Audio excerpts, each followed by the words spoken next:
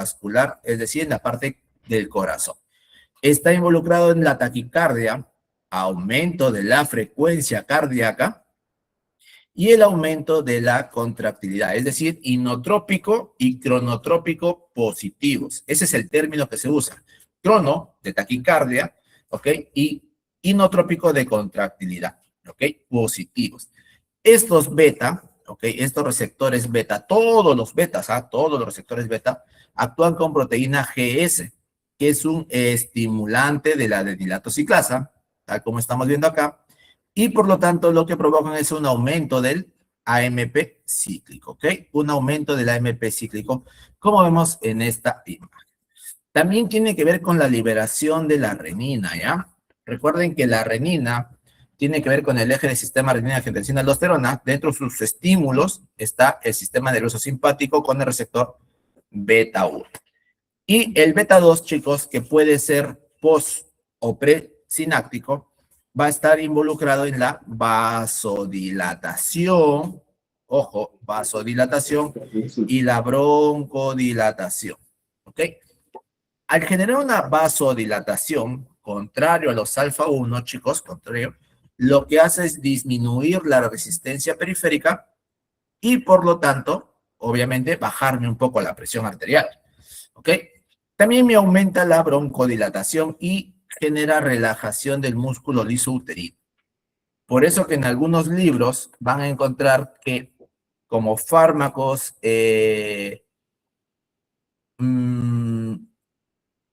tocolíticos, ¿no? Los famosos tocolíticos que son los que impiden que se contraiga el útero, vamos a encontrar los beta agonistas. Entre ellos el salbutamol, ¿no? Que es el más común, pero que se puede usar. ¿Ok? Entonces tengamos en cuenta eso. Y otra cosa que es importante, ¿listo? Es esto de acá, chicos. Este cuadrito me parece demasiado importante que lo recuerden. Mira, cuando nosotros tenemos hablando de los receptores simpáticos, tenemos que recordar que está el alfa 1, el alfa 2, el beta 1 y el beta 2. ¿Y por qué te hago mención esto? Porque tú tienes que acordarte que la epinefrina tiene mayor afinidad por los receptores beta. En cambio, la norepinefrina o noradrenalina tiene más afinidad por los alfa. Tanto es así que la norepinefrina, ¿ok? La norepinefrina no abarca al beta 2. Es por eso que ustedes, si habrán revisado casos clínicos o van a revisar casos clínicos, van a ver que en un shock anafiláctico, que es una situación de hipersensibilidad en donde hay una broncoconstricción, es decir, la vía aérea se cierra mucho, ¿no? Hay una dilatación vascular, edema, se pone rojo, el paciente no está hinchado completamente. Lo que se usa es epinefrina. ¿Y por qué no noradrenalina? Porque la epinefrina, aparte que genera que los vasos se contraigan por efecto alfa, lo más importante es que genera broncodilatación por los receptores beta 2. ¿Ok? ¿Se entiende eso, verdad, chicos? ¿Se entiende, no? Por ahí que la presión a veces baja un poco, pero no tanto, sobre todo sube, y sobre todo, como les digo, es que abre la vía aérea, por eso que se usa. Y también habrán notado o revisarán posteriormente que cuando entra un paciente en paro cardiorrespiratorio, lo que nosotros debemos de administrar o lo que está en el protocolo es epinefrina. ¿Por qué, doctor? Porque la epinefrina tiene mayor afinidad por los beta. Por eso que hacemos para que el corazón se estimule, pues.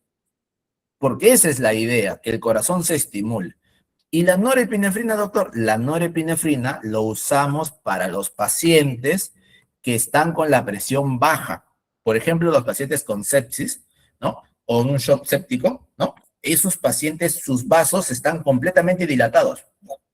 Completamente dilatados. Entonces, ¿qué es lo que provocamos? Nosotros queremos provocar con la norepinefrina que esos vasos que están sumamente abiertos se cierren.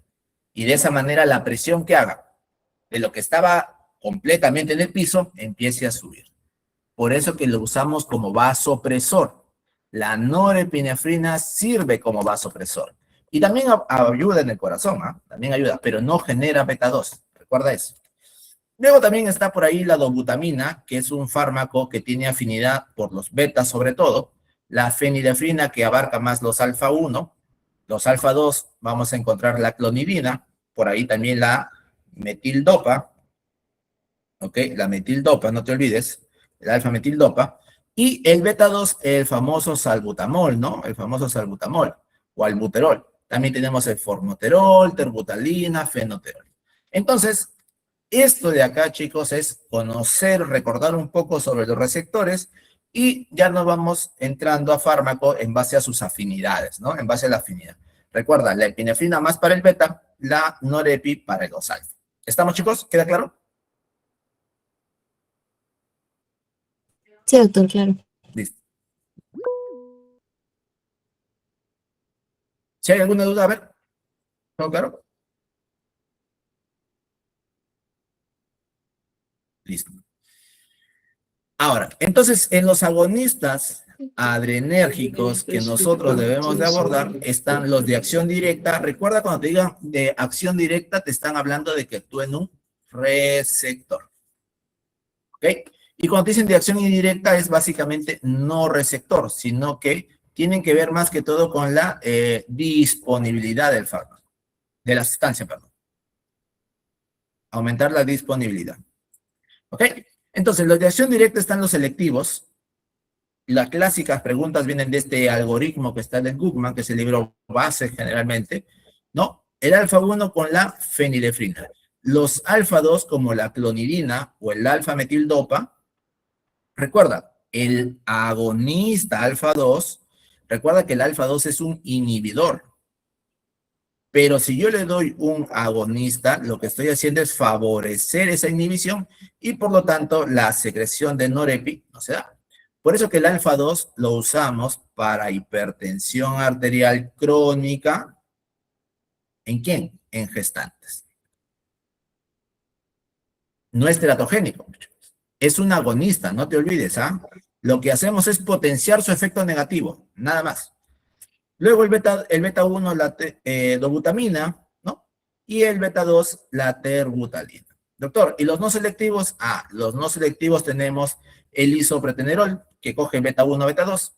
La epinefrina, vamos a resaltarlo esto, porque es preguntable, con todos los receptores. Y el norepi coge, excepto el beta 2. Pero recuerda, la epinefrina tiene prioridad por los beta y la norepi por los alfa. Eso no te olvides, ¿ok? La efedrina no tiene tanto uso, no hay ningún problema, ¿ok? ¿Y cuáles son los fármacos de acción indirecta? Mira, agentes liberadores, como por ejemplo algunas drogas de venta ilegal, las anfetaminas. Las anfetaminas lo que potencian es la liberación o secreción de norepinefrina y también de dobutamina, ¿no? Perdón, de dopamina.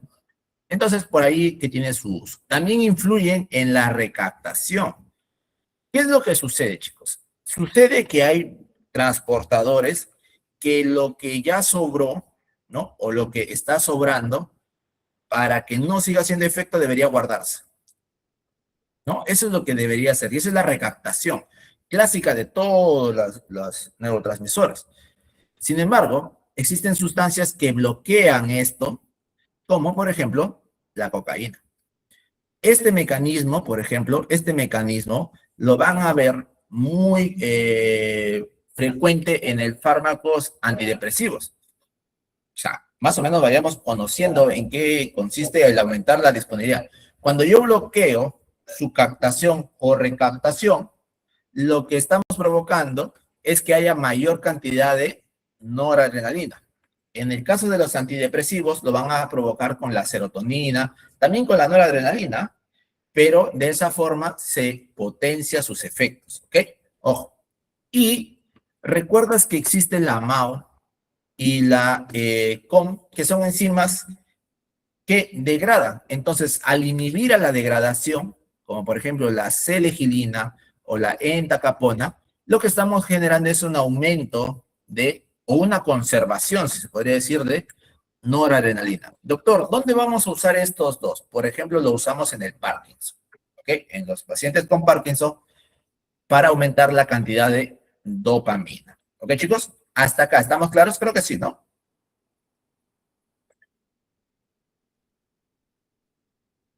Va. No se olviden esa clasificación, chicos, del Goodman, es la que más se suele usar y es la que más nos suelen preguntar también, pues, ¿no? La que más nos suelen preguntar. Y entonces, mira, ¿qué hace el receptor, el agonista, por ejemplo, en un receptor beta 2? ¿No? Mira los beta 2 que tienen varias acciones particulares, sobre todo en la parte metabólica. Aumenta la lipólisis, chicos. Aumenta la lipólisis, aumentando a las lipasas sensibles a hormonas, pues, ¿no? El glucógeno sintetasa se inactiva, por eso que la síntesis de glucógeno disminuye. Hay más gluconeogénesis y también glucogenólisis, pues, ¿no? Degradación de glucógeno, justamente como estamos viendo acá. Eso es con los receptores beta. Recuerda, ¿quién actúa acá? La epinefrina. La epinefrina.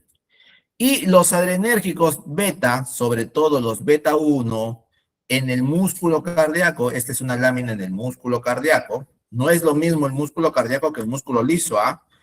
Tienen mecanismos de acciones diferentes. ¿Qué hacen esto? Aumenta el AMP cíclico. Este AMP cíclico, chicos, lo que hace es aperturar los canales de calcio. Al aumentar los canales de calcio, el calcio se introduce y aumenta su concentración, ¿no? En el citosol, en la célula.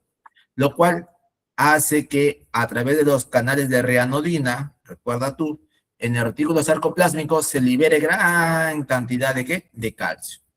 Ese calcio intracelular que se ha liberado a partir del retículo sarcoplásmico, que vendría a ser el retículo endoplasmático liso, ¿no? Pero del miocardio, ¿ok? Se une a quién? A las troponinas. Al provocar esa unión, se viene ¿qué cosa? El aumento de la velocidad de contracción. Se contrae más rápido, taquicardia. Mira, con los receptores beta 1, ¿ah?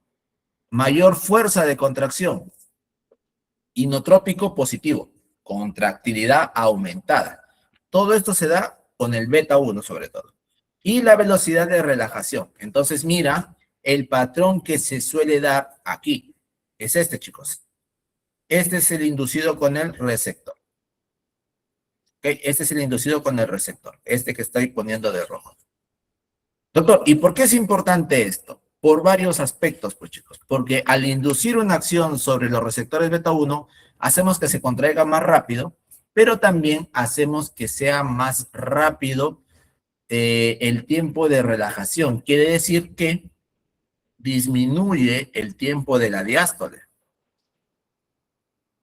¿Ok? El tiempo de diástole. A ver, sí. El tiempo de diástole, ¿ok? Entonces, al disminuir la diástole, ¿qué está pasando?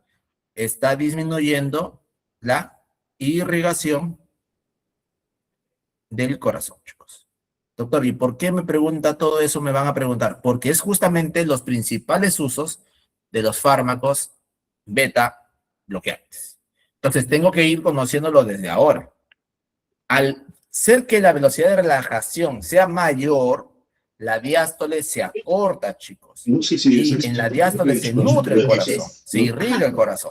Por lo tanto, hacemos que el corazón se irrigue menos. ¿Y quién debería ser el encargado de bloquear o impedir todo eso? Esta enzimita que está acá, llamada fosfolavan. Doctor, ¿qué hace la fosfolavan? La fosfolavan lo que hace es fosforilar a una calcio ATPasa que guarda el calcio justamente a retículo sarcoplásmico, ¿no? Y de ahí también interviene el calcio sobrante se va a eliminar por las bombas de calcio-sodio, ¿no? Intercambiadores a través de la bomba sodio-potasio ATPasa y toda esa vaina. ¿Ok? Hasta acá, chicos, ¿se entendió? Miren que todo esto quiero que lo entiendan, es fisio.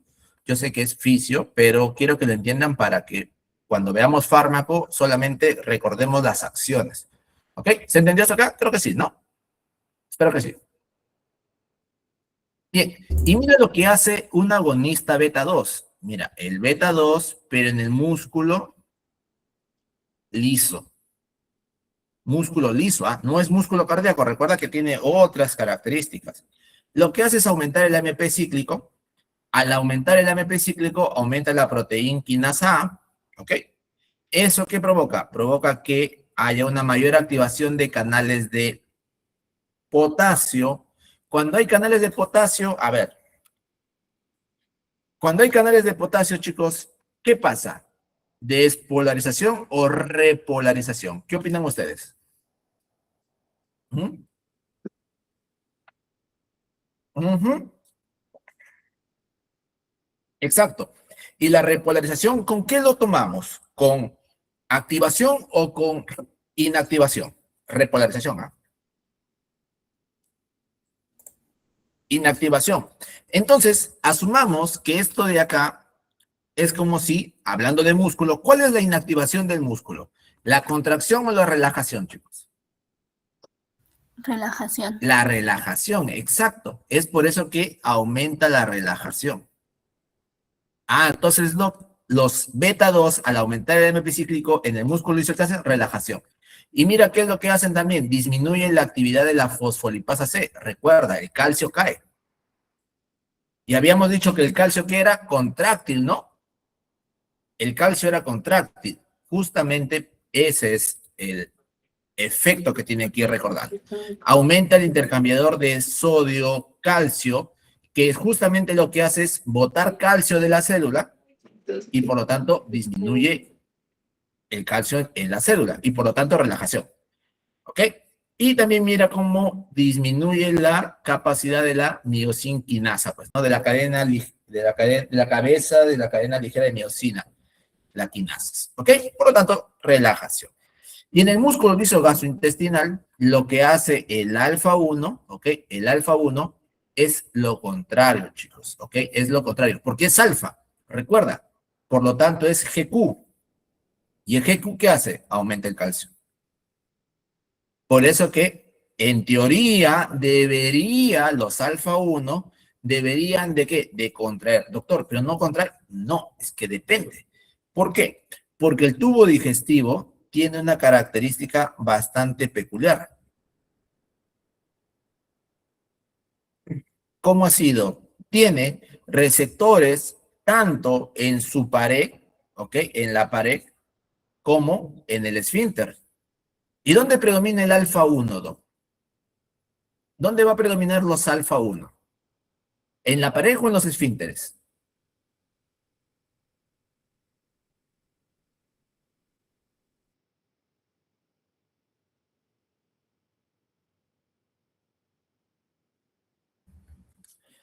En los esfínteres, exacto. Y es por eso que la pared se relaja, pero es porque aquí actúan los receptores beta.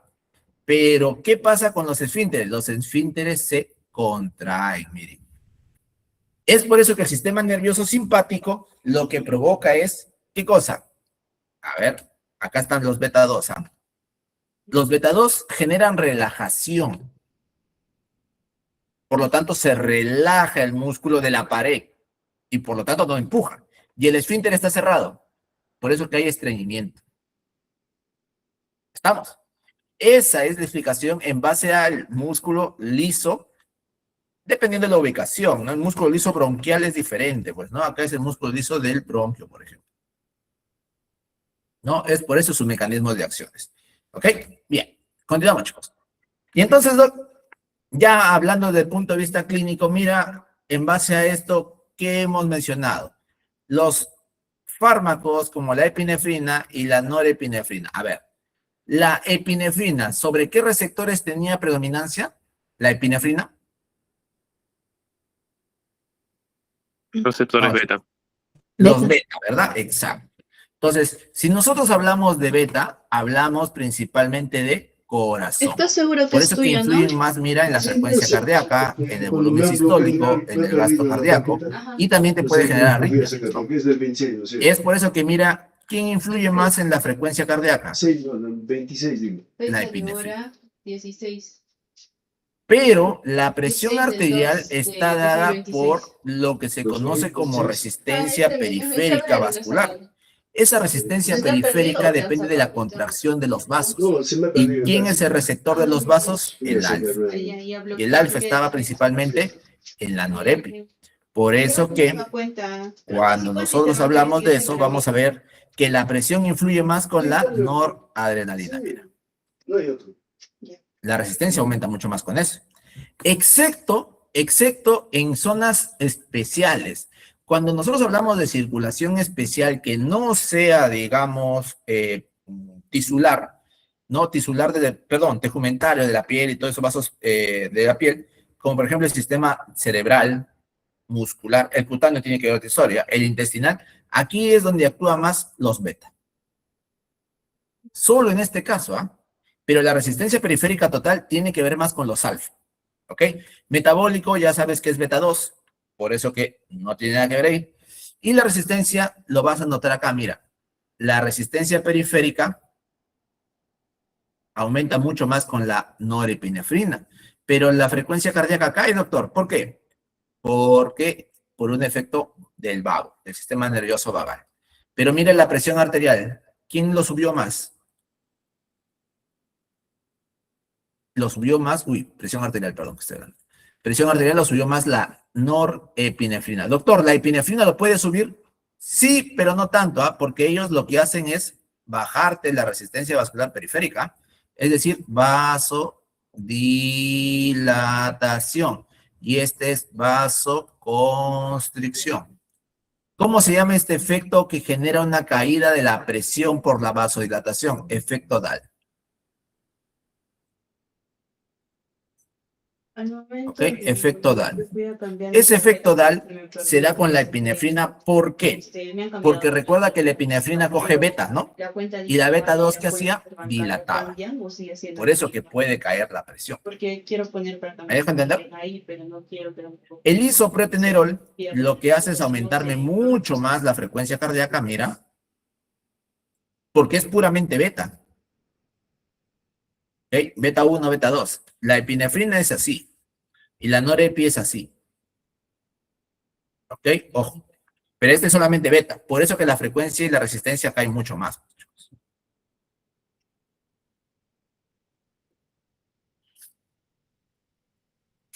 ¿Ok? Acá aumenta mucho más la presión arterial y este solamente lo aumenta ligeramente. ¿Estamos? ¿Quedó claro?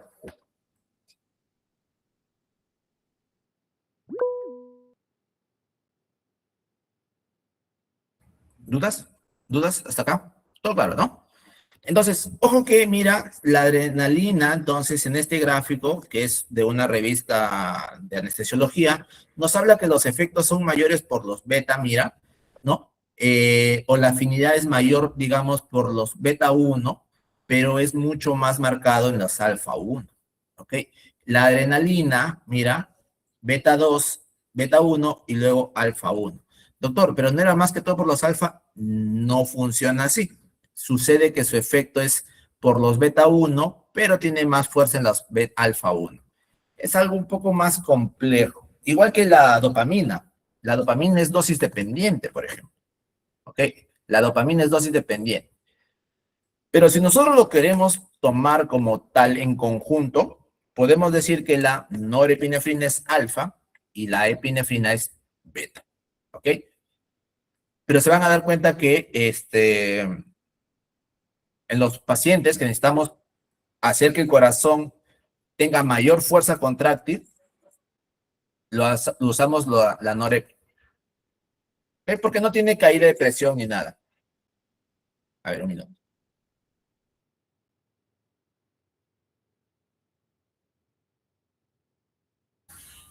¿Listo? Acá tenemos los fármacos beta selectivos. Mira, tenemos la dobutamina como un fármaco que coge más beta 1 que beta 2. ¿Ok?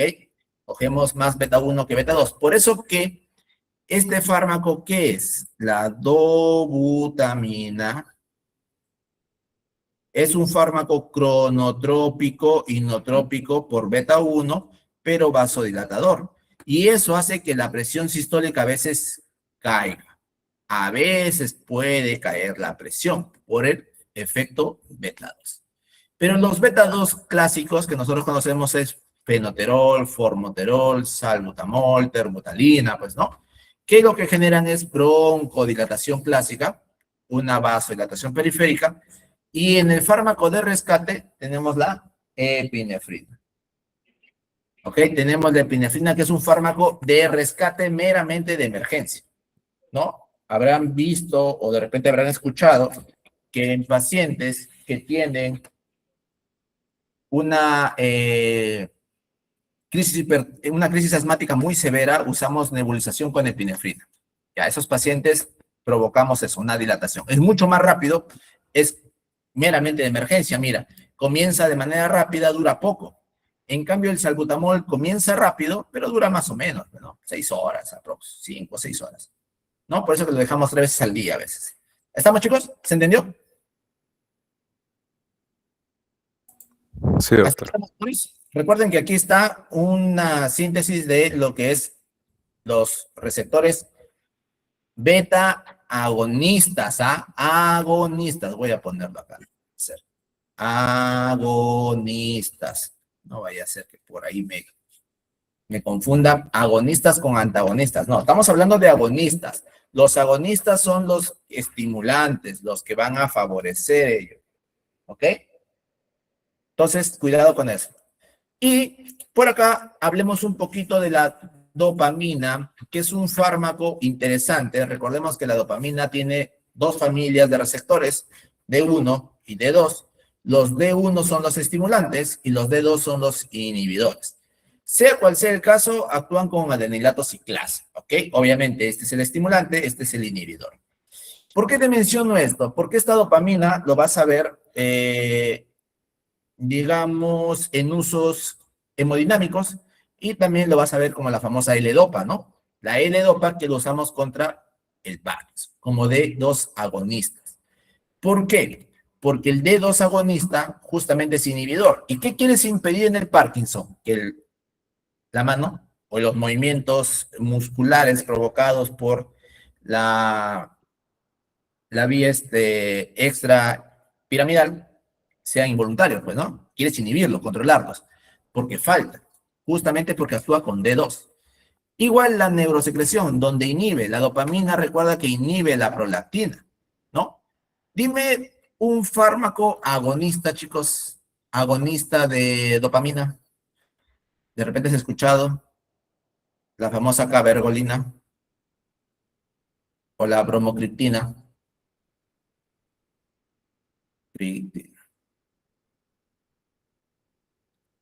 ¿Estamos? Estos dos son agonistas dopaminérgicos, lo que se usan para el prolactinoma, por ejemplo.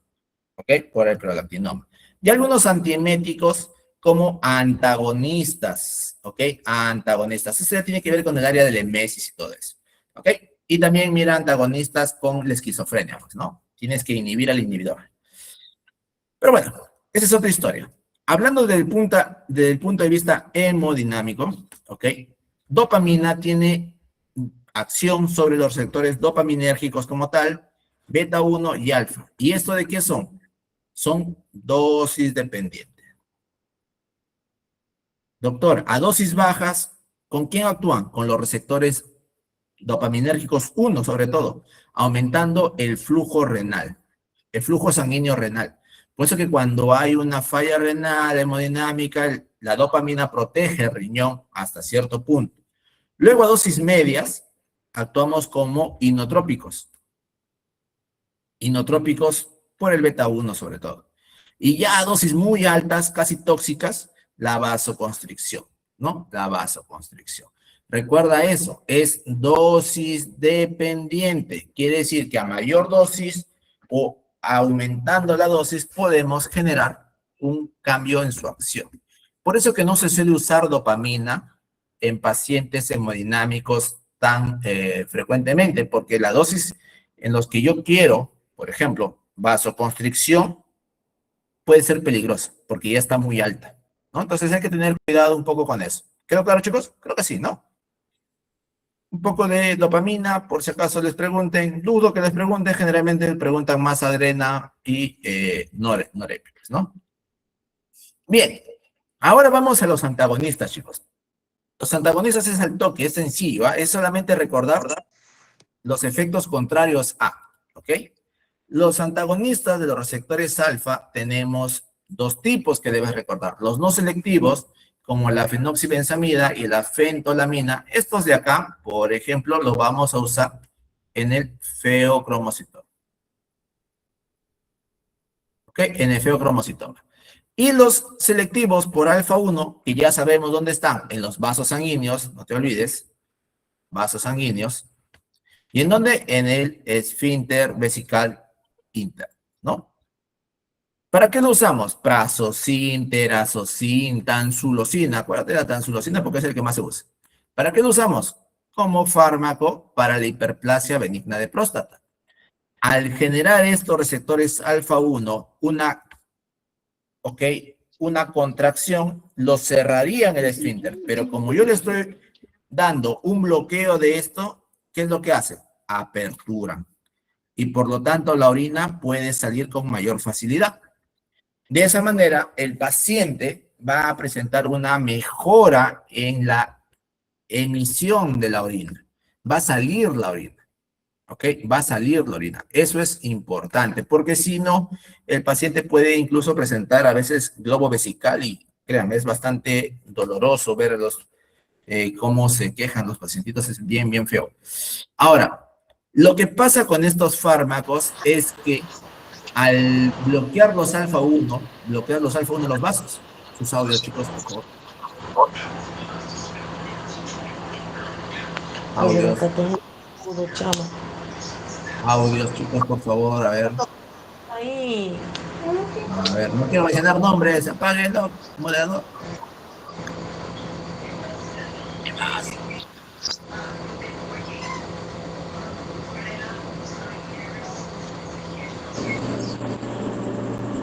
¿Quién está como moderador? A ver, apaguen sus audios y apagan.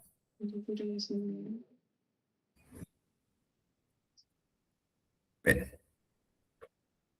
Listo. Bien, les decía, como bloqueamos a los alfa 1, también bloqueamos a los alfa 1 en los vasos y por lo tanto puede ayudar en la hipertensión. Por eso que una de sus reacciones adversas, una de sus RANs más frecuentes, es la hipotensión ortostática. Sus audios, chicos. ¿Ok? La hipotensión ortostática es la causa más frecuente de RANs que te van a reportar los pacientitos. Van a decir, doctor, cuando me levanto, me mareo. Ya. Porque generalmente le damos a personas adultas, pues, ¿no? Mayores y adultos mayores. Y eso sí puede generar algunos problemas. También podemos usarlo como miótico, ¿no? Para contraer la pupila, pero no se suele usar tanto eso, ¿ok? No se suele usar tanto eso. Bien. ¿Quedó claro? Alfa bloqueantes, creo que sí, ¿no? Oye, doctor, yo tengo una consulta. No entendí muy bien entre fentolamina y fenoxibenzamina. ¿Cuál de los dos se prefiere para feocromocitoma? Y por Lo qué? que pasa es que la fenoxibenzamida y la fentolamina lo que bloquean son los alfa en general.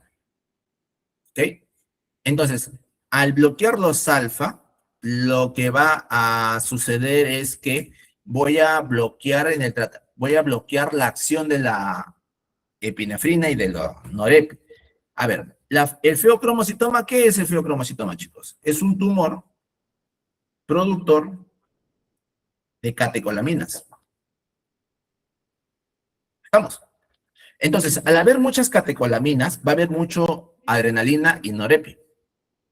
Entonces, la fenoxibenzamina y la fentolamina lo que hacen es impedir que actúen sobre esos receptores, sea alfa 1 o alfa 2, no importa. Lo importante es impedir que actúen sobre esos receptores alfa la gran cantidad de catecolaminas que se han dado. Por eso que se usan para ese tratamiento. ¿Estamos? En Ay, cambio, doctor, lo dime, que había preguntado era entre los dos cuál era el que se prefería. ¿Cómo? No te escuché, disculpa. O sea, entre los dos, ¿cuál es el que es de primera elección? Ah, ya. No es que tanto sea ese que tengas disponible, ¿no? Pero si fenoxibenzamida es el que más se usa, pero también puedes darle fentolamina. No tiene mayor relevancia, ¿verdad? Va a variar según el paciente, ¿no? Y según la disponibilidad de medicamento. A veces Se van a dar cuenta, por ejemplo, que el fármaco que deberíamos administrar, ¿no? Es terazocin. Terazocin es un fármaco un poquito más adecuado. O alfuzosinida, ¿no? Pero no tenemos. ¿Qué le damos? Tansulosina. Es lo que hay en el MINSA, en el ministerio.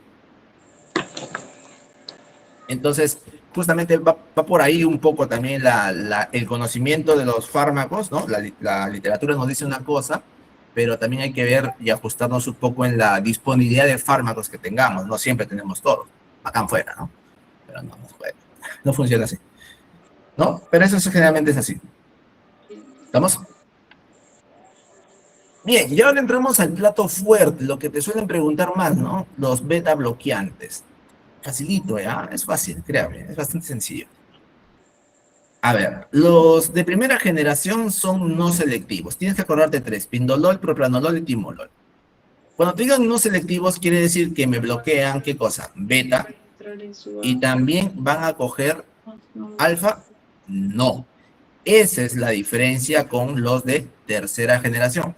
Cuando te digan no selectivos, es que están bloqueando beta 1 y beta 2. Estamos. Primera generación, pindolol, propranolol y timolol.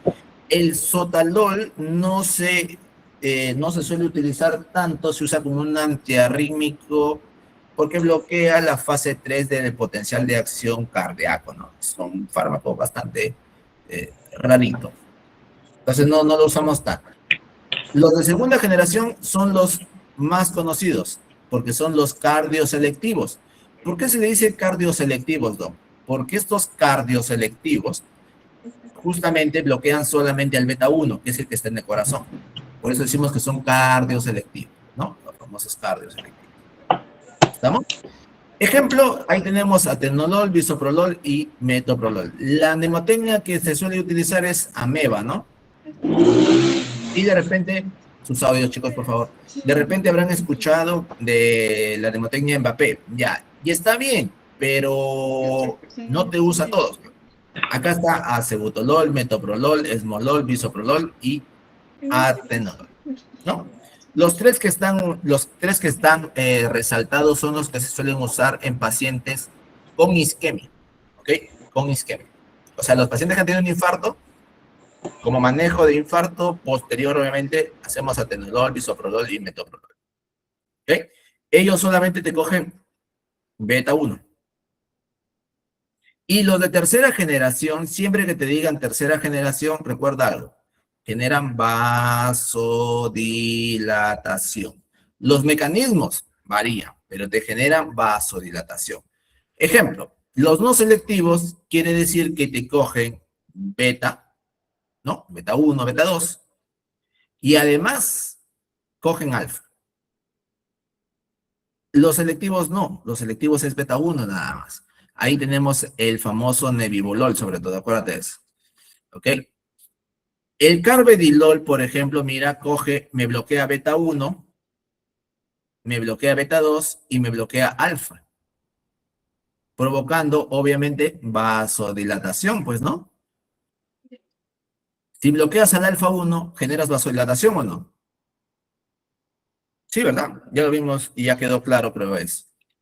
Ahora, ¿por qué tenemos que acordarnos de esto, Doc? Porque cuando nosotros hablamos de un selectivo, lo podemos dar en bradicardia, inotropismo negativo, caída, baja la presión, y además tiene menos efectos de broncoespasmo. Lo podemos dar en un asmático, pues, en un paciente con EPOC.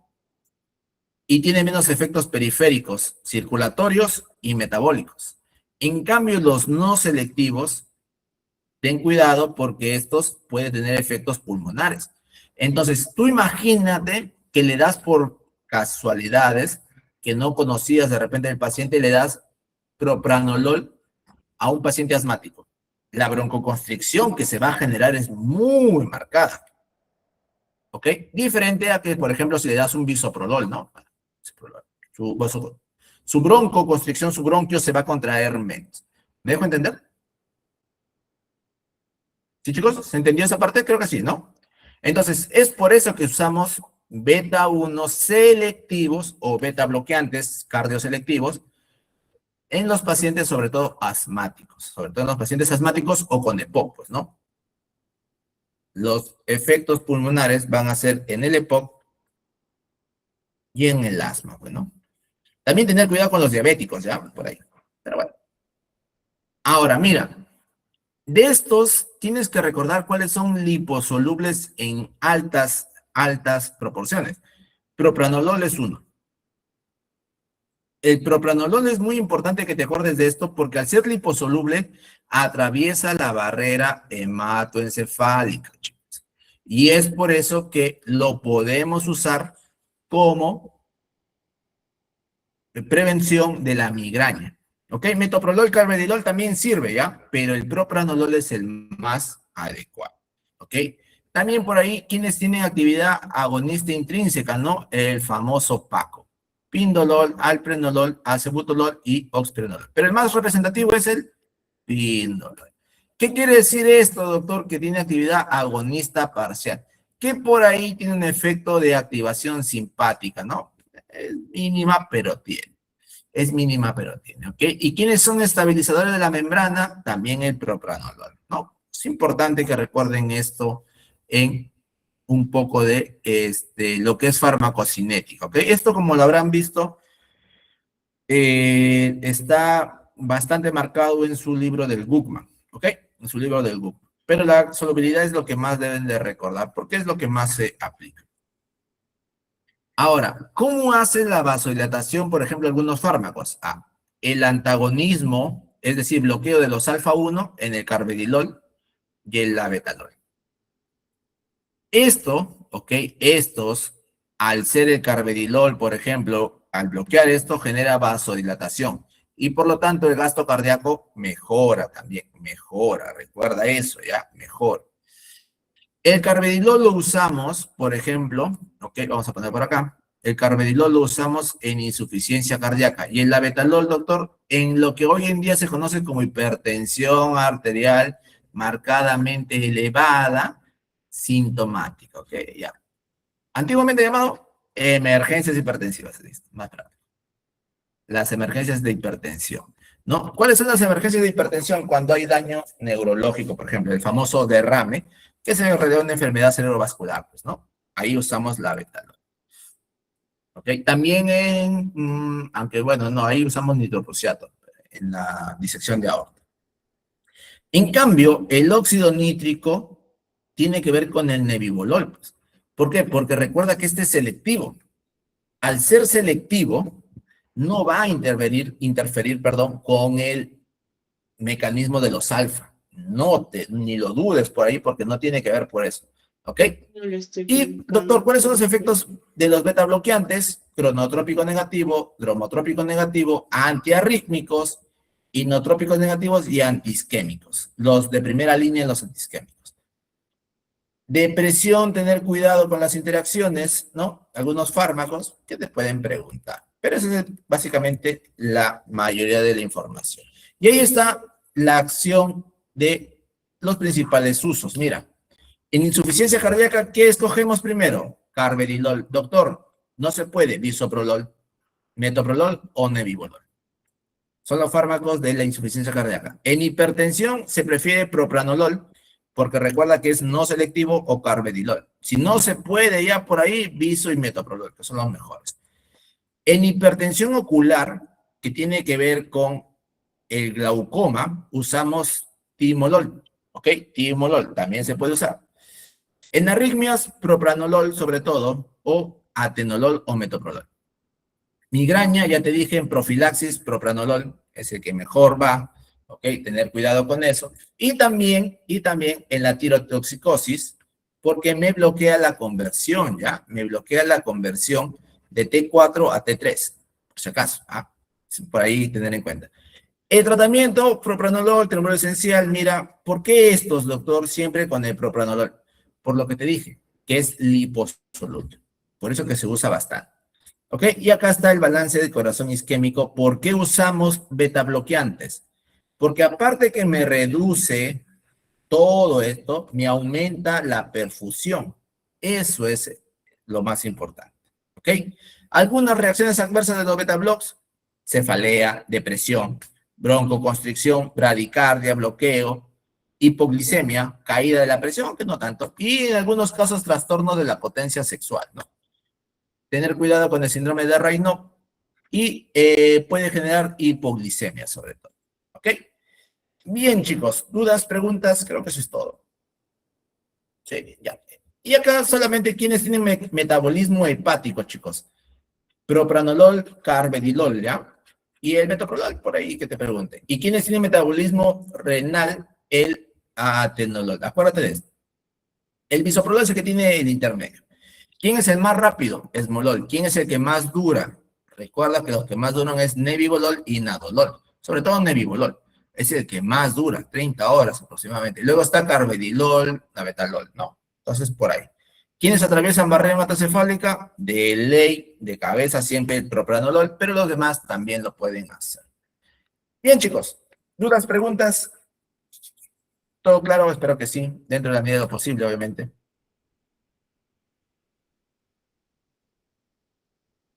Bastante claro, muchas gracias. Gracias.